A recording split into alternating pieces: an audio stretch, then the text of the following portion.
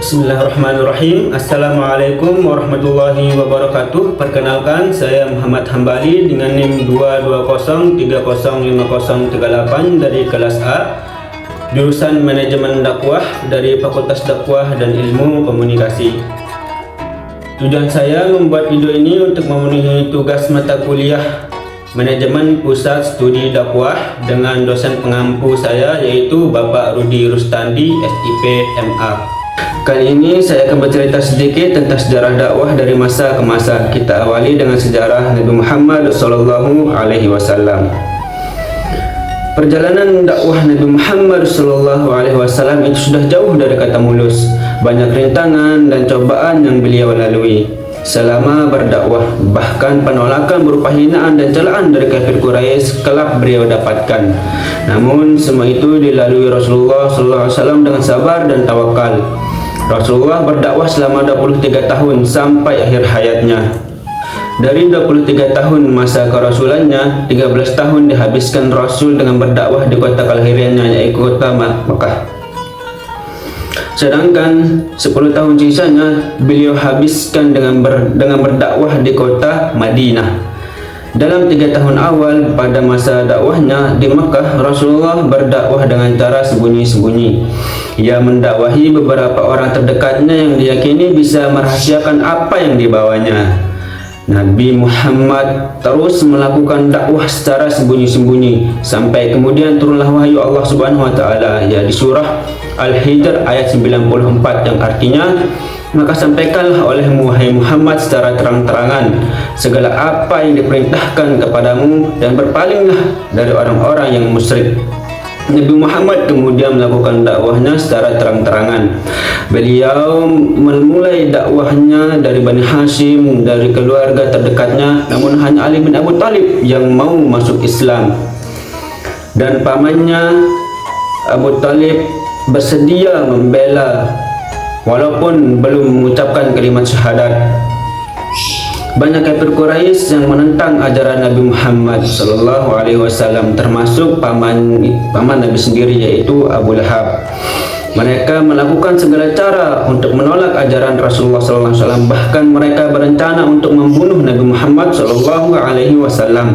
Hingga pada akhirnya turunlah perintah Allah untuk hijrah ke negeri Habasyah, di mana ada raja yang adil di sana. Raja itu disebut-sebut tidak membiarkan rakyatnya ditindas dan dianiaya. Namun kemudian turun lagi wahyu dari Allah Subhanahu wa taala untuk hijrah ke kota Madinah. Kemudian Rasulullah beserta para sahabatnya hijrah ke Madinah dan membangun Masjid Quba. Masjid ini dijadikan masjid tempat sholat pertama, tempat menyusun tugas-tugas dakwah. Pembangunan Masjid Quba berjalan dengan lancar dan Nabi Muhammad pun turun mengulurkan tangan dalam menyelesaikan pembangunannya. Rasulullah berdakwah sampai akhir hayatnya hingga akhirnya Rasulullah wafat pada Senin 12 Rabiul Awal tahun 19 Hijriah di usianya yang ke-63 tahun. Semua perjuangan Rasulullah telah membawa Islam dari zaman jahiliyah menuju peradaban Islam yang cerah. Setelah Nabi Muhammad wafat, umat muslim sempat mengalami kebingungan karena beliau tidak meninggalkan wasiat tentang siapa yang akan menggantikannya sebagai pemimpin umat Islam. Hal itu secara tidak langsung memberikan kebebasan kepada umat Islam untuk membuat model pemilihan khalifah. Tidak lama kemudian sejumlah tokoh muhajirin dan ansar berkumpul di balai kota Banesia Indah, Madinah. Mereka memusyawarahkan siapa yang akan dipilih sebagai pemimpin umat Islam selanjutnya. Musyawarah tersebut berjalan cukup alot karena masing-masing pihak sama-sama berhak menjadi pemimpin umat Islam. Abu Bakar kemudian menengahi dan mengatakan bahwa umat Islam hendaknya memilih orang yang tidak pernah meminta kekuasaan sesuai dengan ajaran Nabi Muhammad. Selain itu, kekhalifahan seharusnya dipegang oleh orang yang mampu memegang amanat, tidak gila akan kekuasaan, pegat terhadap masyarakat, dan tidak senang harta. Dengan kriteria tersebut, umat muslim sepakat memilih Umar bin Khattab sebagai pemimpin umat Islam. Akan tetapi Umar bin Khattab menolak dan meminta Abu Bakar untuk menjadi pemimpin. Pernyataan Umar bin Khattab pun diamini oleh kaum Muhajirin dan Ansar. serta seluruh umat Islam. Dengan demikian, Abu Bakar resmi menjadi khalifah pertama yang mendapatkan amanat untuk melanjutkan khalifahan Islam. Khulafaur Rasyidin memegang kendali pemerintahan Islam selama kurang lebih 30 tahun, dari tahun 632 sampai 661 Masehi, dan setiap khalifah memiliki kebijakan yang berbeda-beda. Khalifah yang pertama yaitu Abu Bakar As-Siddiq, di mana pembahasan kita selanjutnya yaitu dakwah pada masa Khulafaur Rasyidin. Setelah Nabi Muhammad SAW meninggal dunia, perjuangannya dalam menjunjung tinggi syariat Islam dilanjutkan oleh 4 sahabat. Mereka kemudian dikenal dengan julukan Khulafaur Rasyidin.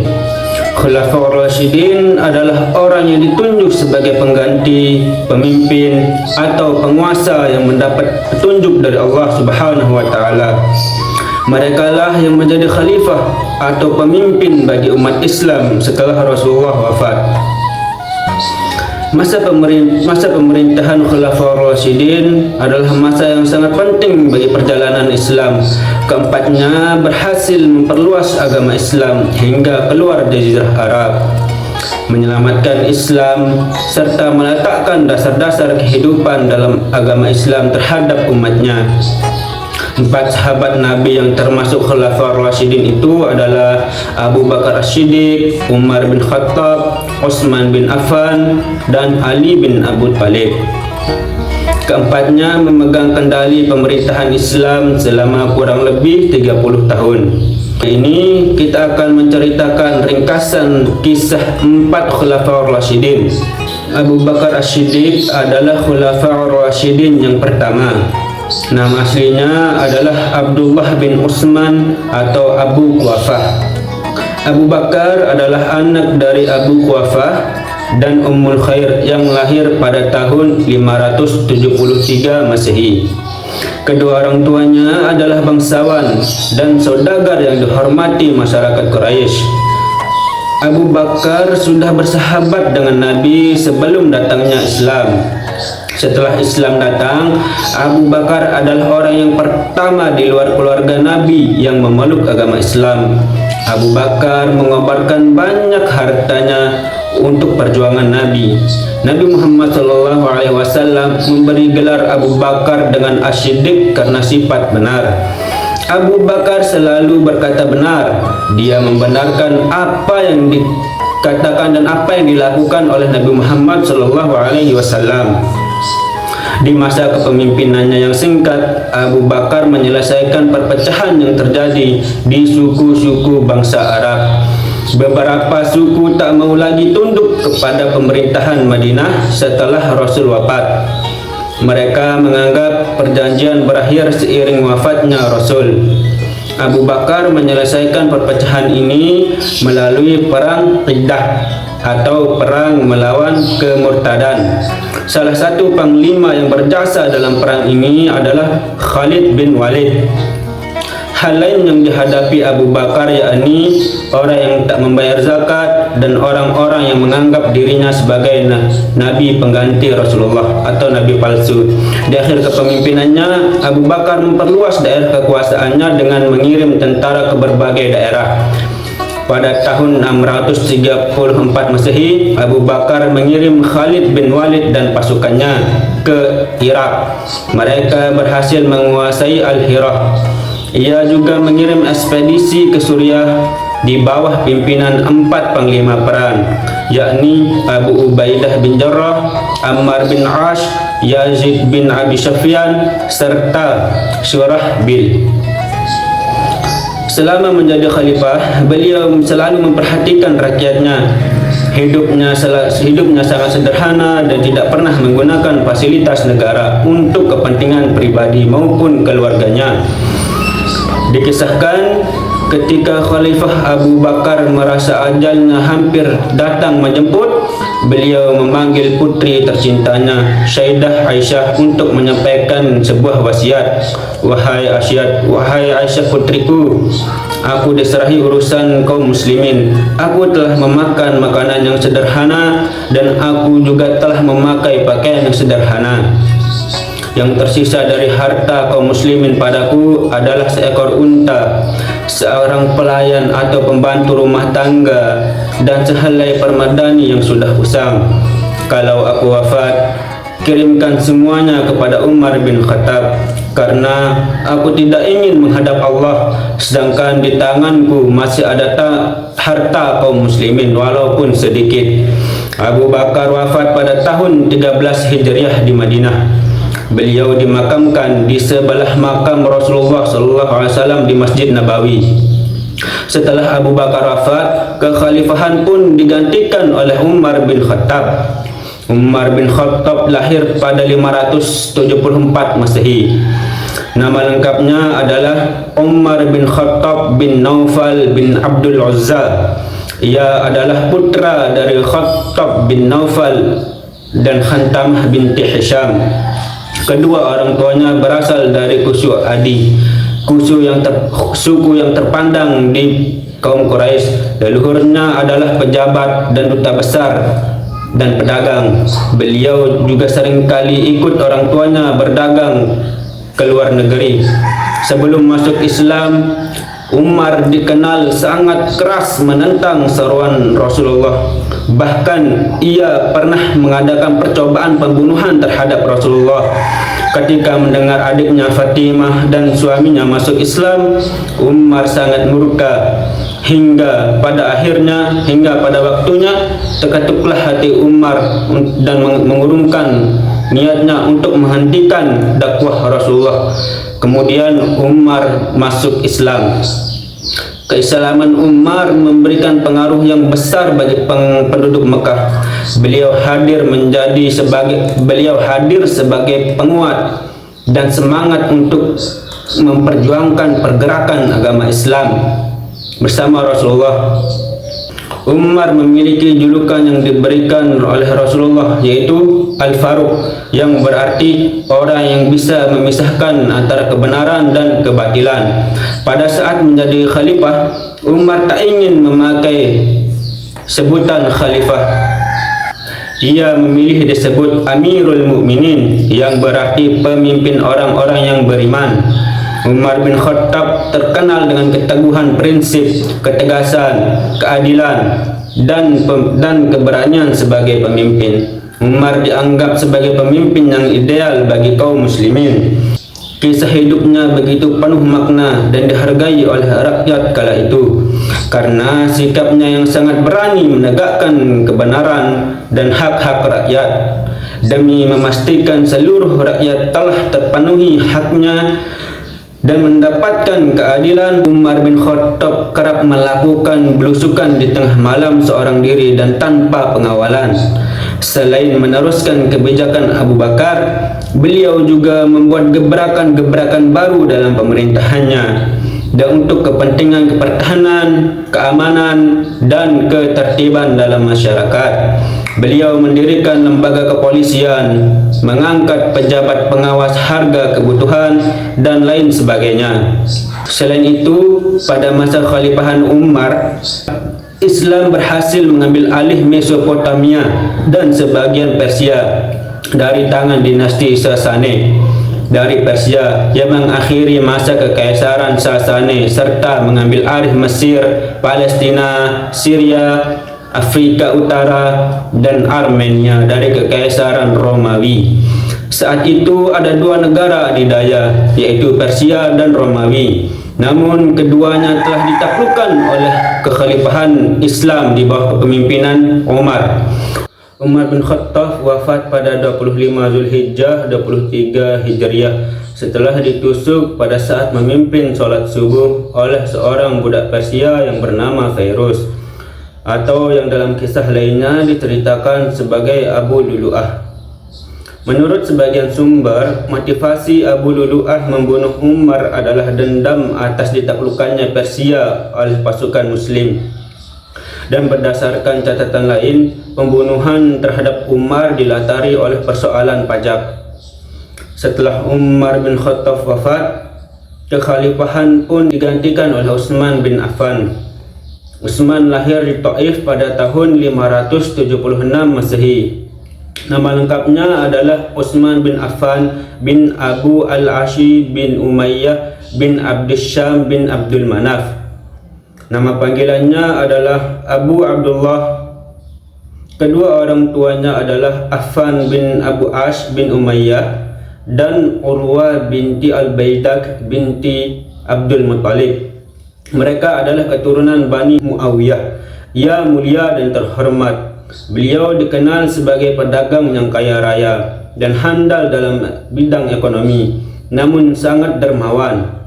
Banyak bantuan ekonomi yang diberikan kepada umat Islam di awal dakwah Islam. Utsman bin Affan memeluk Islam berkat ajakan dari Abu Bakar As-Siddiq. Ia juga termasuk dalam golongan as-sabiqun al-awwalun atau orang-orang yang memeluk Islam di masa awal-awal kenabian. Setelah menjadi sahabat Nabi, Utsman juga menjadi menantu Nabi karena menikahi dua putri Nabi, yakni Ruqayyah dan Ummi Kulsum. Oleh karena itu, Utsman mendapatkan julukan Zunnurain yang artinya pemilik dua cahaya. Utsman bin Affan diangkat menjadi khalifah atas dasar musyawarah dan keputusan sidang panitia 6 yang anggotanya dipilih oleh Khalifah Umar bin Khattab sebelum beliau wafat. Keenam anggota panitia itu ialah Ali bin Abu Thalib, Utsman bin Affan, Abdurrahman bin Auf, Sa'ad bin Abi Waqqas, Zubair bin Awam, dan Talhah bin Ubaidillah.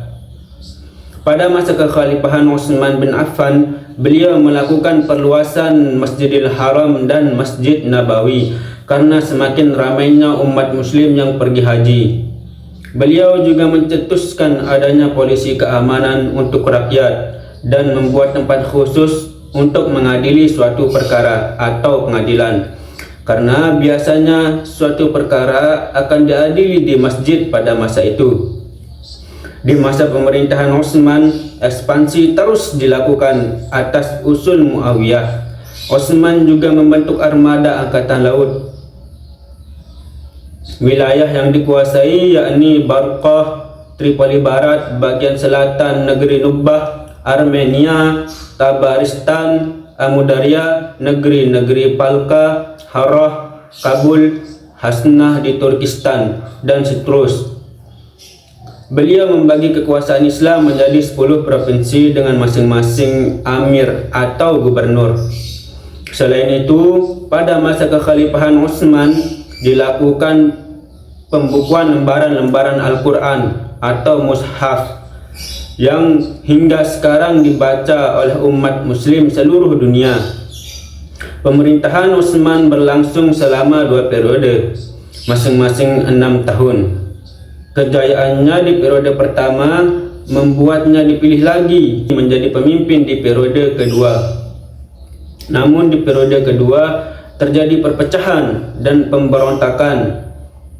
Pada tahun 35 Hijriah, karena konflik internal dalam tubuh Islam itu sendiri, rumah Utsman bin Affan dikepung oleh sekelompok golongan Khawarij yang tidak puas dengan pemerintahan khalifah ketika ini. Ketika Utsman membaca Al-Quran, ia dibunuh oleh salah seorang dari pengepung rumahnya itu hingga meninggal. Wafatnya Utsman bin Affan meninggalkan jejak sejarah yang kelam dalam dunia Islam dan membuka pintu perpecahan panjang yang sudah diramalkan oleh Rasulullah SAW. Setelah Utsman wafat, keadaan semakin kacau. Kaum muslimin mendesak agar Ali dibaiat sebagai khalifah. Dalam suasana kacau, Ali pun dibaiat. Peristiwa itu berlangsung di Masjid Madinah. Ali bin Abi Thalib merupakan sepupu sekaligus menantu Rasulullah. Ia dibesarkan dan dididik oleh Rasulullah. Ali memiliki keberanian yang luar biasa. Ali masuk Islam di usia yang sangat muda. Ia banyak berjasa dalam membantu perjuangan Nabi dalam mendakwahkan agama Islam. Ali diwarisi berbagai pergolakan. Masa pemerintahannya penuh dengan cobaan. Masa pemerintahan Ali disebut sebagai periode tersulit dalam sejarah Islam karena terjadi perang saudara antar kaum muslimin setelah tragedi terbunuhnya khalifah ketiga yaitu Utsman bin Affan. Ketika itu terjadi banyak pemberontakan seperti di wilayah Basrah, Mesir, dan Persia. Hal ini membuat kekuasaan Ali menjadi lemah. Hingga pada suatu hari Ali bin Abi Thalib wafat ditikam oleh Ibnu Muljam dengan pedang beracun di dalam Masjid Kufah dikala Ali sedang salat subuh. Itulah kisah singkat mengenai sahabat-sahabat Nabi yang menjadi Khulafaur Rasyidin. Semoga dari kisah ini kita dapat meneladani sifat dan akhlak dari sahabat-sahabat Rasul tersebut. Wallahu a'lam bishawab. Assalamualaikum warahmatullahi wabarakatuh.